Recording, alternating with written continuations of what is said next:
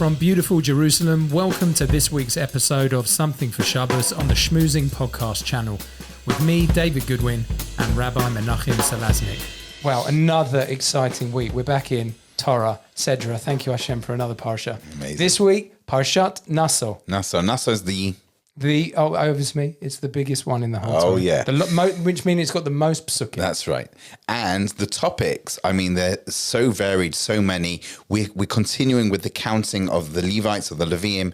We then move on to a very small section that deals with when a person steals and then swears falsely that he didn't steal. Crazy. Then we move on to the whole section about the Sota, which we're going to talk about. Then the Nazir, who is the Nazarite, the person who grows his hair long, like Samson grows his hair long, and he doesn't drink wine.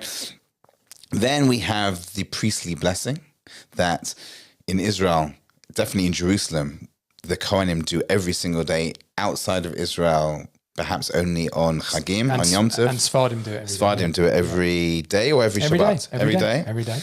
I think it may depend actually which type of Sephardi. Okay, it could be the Spanish and Portuguese do. I don't know. And then we have the whole section of the Nasiim, who are the princes of the different tribes, each one bringing a present to the newly consecrated Mishkan, the tabernacle. But let's go back, because I want to focus on this mysterious chapter or section of the Sota. What was the Sota? Yeah, now this is strange. And you got to tread carefully, obviously, in the modern, times and all the rest of it. But it is unbelievable. See, I think that if you're looking from outside in, it looks so freakily like some Middle Ages taking the witch and drowning her in the thing to see. And if she floats, then this. So tell us about what happened. Sure. Essentially, the rules are like this. There is a lady who is married to a man. She is going to secretive places with another man. It's known? It's considered her husband thinks that this is going on. Okay. He then gives her a warning in front of witnesses. Don't go into a private, secret place with this particular guy. Don't speak to him. Don't go to a private place with this person. Now, according to Jewish law anyway, men and women are not yichud. They're not supposed to be going to private places. So we already got something unusual going on. He's saying, don't do this. She, again, with witnesses, then goes with that guy into a private place. We don't know what happened in that room. But the husband is very, very, very concerned. He feels betrayed. Obviously. He's asked. It's not just that he feels betrayed. He's asked, don't do this. He said, don't do this. And she's still doing it. Publicly. In front of two witnesses, yes. In front of at least two witnesses. Yeah. And then she goes, now, we don't know. It could be that no misdemeanor was done. We don't know what happened behind closed doors. But there's a tremendous amount of mistrust at the moment in this relationship.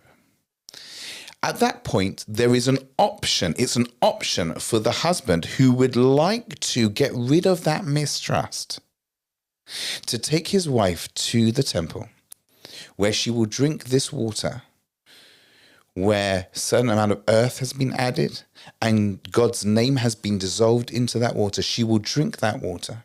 And if she has not cheated on him, she will not only be fine, but she will be blessed. Wait a second. He has a suspicion that she has been adulterous, number one. That's right. And he's warned. And he's warned her. He's warned her. So now he's activating that suspicion, and there is a Torah mandate of how to do it. That's right. And the main point here is to try and clear the suspicion. You see, she doesn't have to drink that water. First of all, he doesn't need to take her. He can just divorce her if he's got this suspicion and he doesn't want to go through the rigmarole. He can just divorce her. She does not need to drink the water. She can just say, I'm not drinking the water. Or she can even admit, I committed adultery, whichever. Wait a minute. So she does not have to drink that water. She doesn't have to come. She doesn't need to go. And he doesn't have to bring her. He doesn't need to bring her. So if they do go, and she insists on drinking the water, chances are she's got something to prove that she didn't do anything wrong.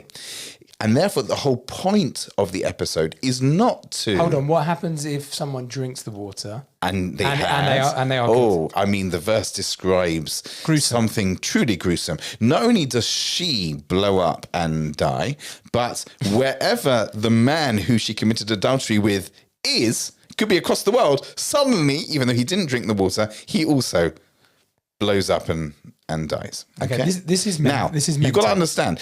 In order for a woman to drink that water, if she knows she committed adultery, she must be mad. She could just take an easy way out. And therefore, the main point of this is not to catch people doing things wrong. It's to clear the air. And our sages say, look how important peace is, especially peace in the home between a husband and wife, to Hashem, to God, because... Well, normally we're not allowed to erase God's name. And God is saying, I would prefer that you erase my name to create peace between husband and wife, because that's exactly what we're trying to do here. We're trying to remove the suspicion. Rather than there's a breakup or there's suspicion, there's anger, there's fighting. So rather than being this sort of medieval, I don't know, witch hunt, it's actually a beautiful thing.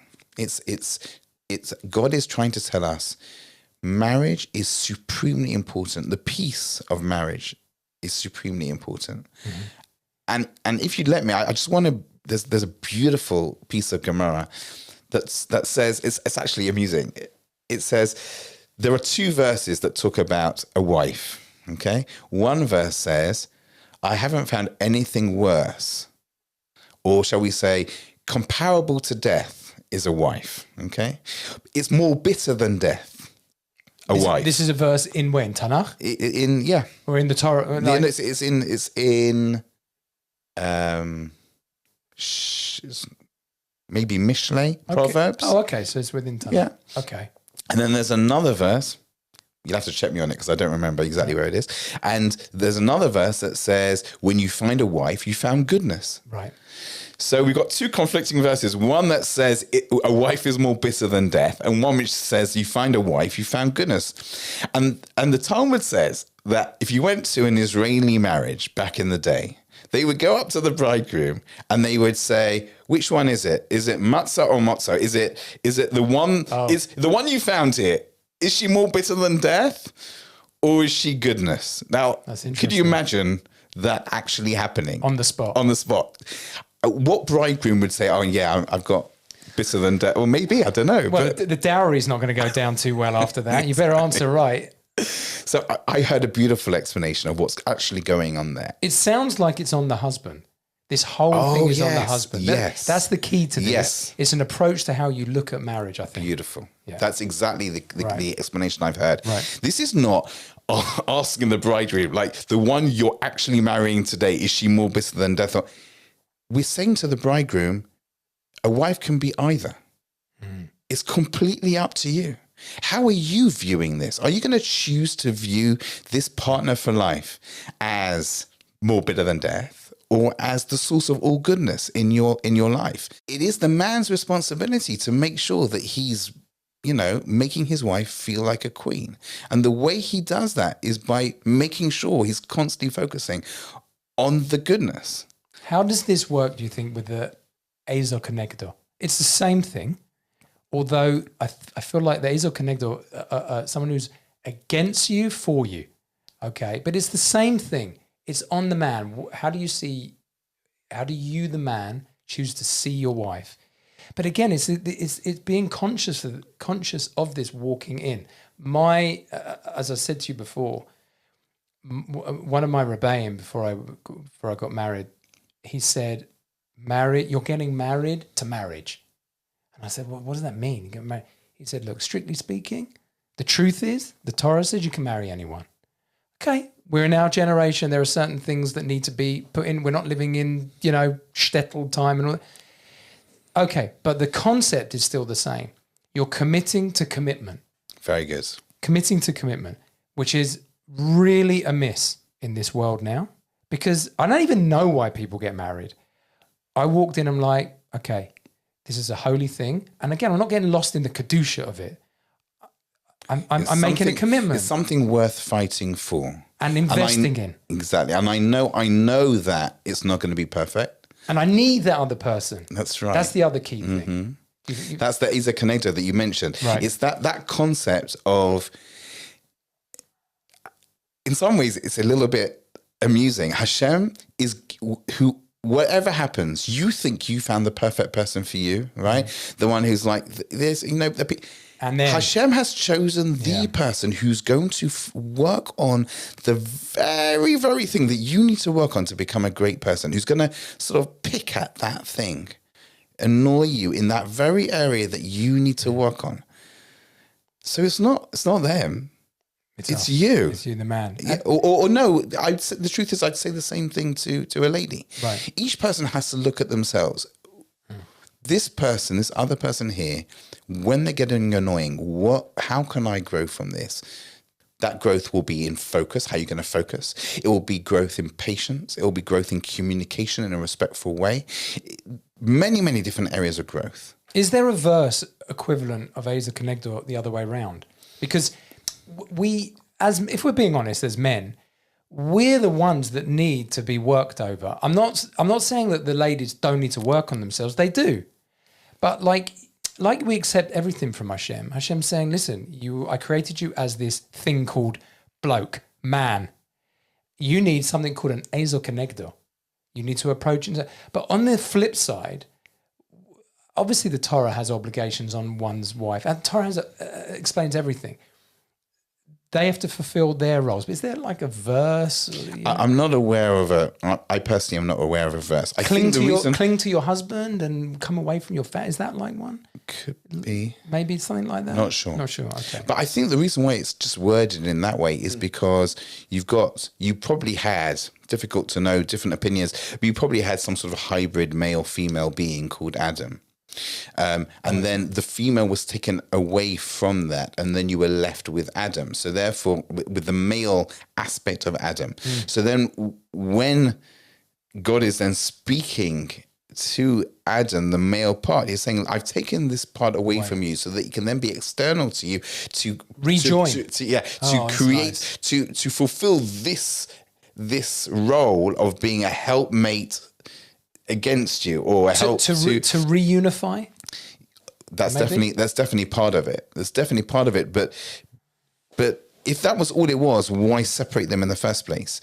There is something that being separate achieves. And it's that sort of, how do we actually fit together here? So I think it works both ways. I think the way it's being verbalized is only because the masculine is left there. So I think just to summarize, I think that the most important thing that we can take from this episode, this section of Parashat Nasso, is that God wants, more than anything, he wants us to be putting our effort into peace in the home, to the extent that he's even willing to say, do this thing that seems absurd, that goes against everything else I've told you, because I've told you never, ever erase my name, just so we can bring peace in the home. That's a message we always have to be thinking about. This show is brought to you by Dream Digital Art, the place to buy the coolest Jewish and Israel-related art pieces and products. As a schmoozing podcast fan, you'll get 10% off your online order with the promo code shmooze10.